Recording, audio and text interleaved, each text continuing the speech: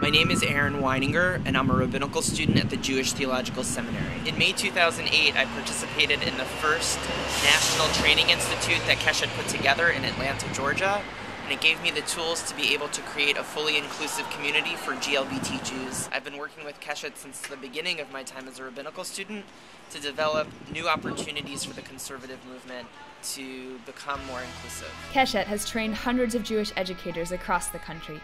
These educators return to their own communities with the tools to train their colleagues and peers.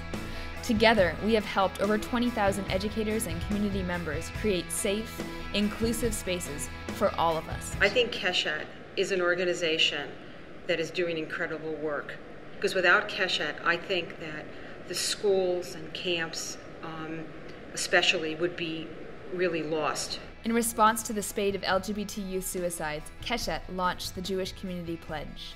Signers vowed to speak up to end homophobic bullying in their communities. Not only did BBYL work with the Coalition of Jewish Teen Leaders to sign on to the pledge and to promote other Jewish teens to sign the pledge, but we were so inspired by our work with Keshet that we actually had a gigantic rally at our international convention in February with nearly 800 Jewish teens in the greater Los Angeles area. And through Keshet's help, we were able to make that campaign an incredible, incredible experience.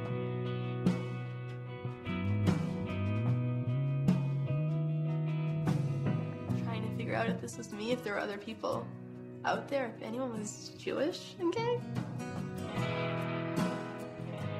Sometimes people might not realize how hard it is to be openly gay and a teenager and Jewish. So I think just seeing what Shula went through can really teach them something and can really give them some empathy for people who might be in the same situation. Hineni gave us a point of reference, a way to say, did you see Hineni? There are moments over and over again where you can choose as a parent to say, my daughter and her girlfriend, my son and his boyfriend or husband or wife, or not.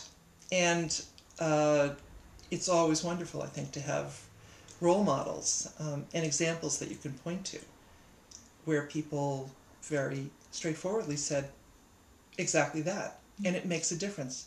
Little by little, drop by drop, it all adds up. My path was different from Shula's, but I was also blessed as a kid to have adults who encouraged me to take risks and assume leadership.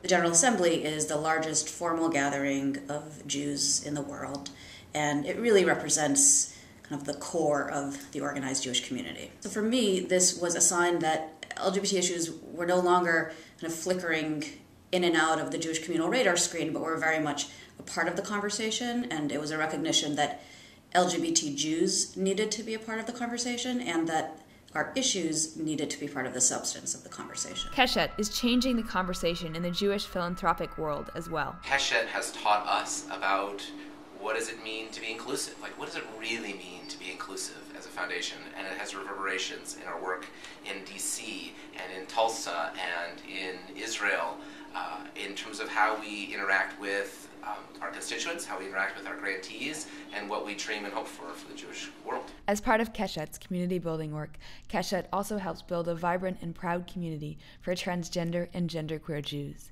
In Massachusetts, we are leaders in an interfaith effort to pass a transgender equal rights bill. So much of me makes sense in Keshet. As a trans Jewish person, it's how I identify, and these are things I care about. So I want the communities that I'm a part of, that I care about, to also care about the things that make sense for my life and other people's lives. Keshet hosts popular events in Boston and Denver that build community and strengthen identity. So we met at the Schmoozer in 2003. Laura and Rebecca met at one of these events. First time I became aware that Keshet even existed, it was such a revelation to me because I felt like I had, the Jewish part of me was developed in a sense that I really felt connected to the Jewish community. I, at that point, wasn't really fully connected to the gay community, but when I found out just what Keshet was, it felt like, wow, this is really where the two